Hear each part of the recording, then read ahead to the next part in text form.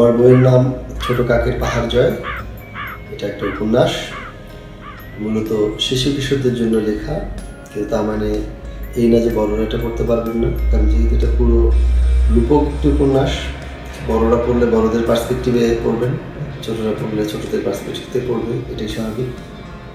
এই উপন্যাসটা হচ্ছে যে একটা মনকে ঘিরে, সেই মনের বিশাল রাজ্য, সেই রাজ্যে একটা ছোট্ট সমস্যা থেকে অনেক বড় একটা সমস্যা তৈরি হয়, যেটা থেকে এক ধরনের রাজনৈতিক সংকট তৈরি হয় মনের মধ্যে। তো এই সংকট উত্তরণের জন্য আসলে এগিয়ে আসে ছোট্ট একটা কাক। সেই কাকটাই আমাদের এখানে নায়ক।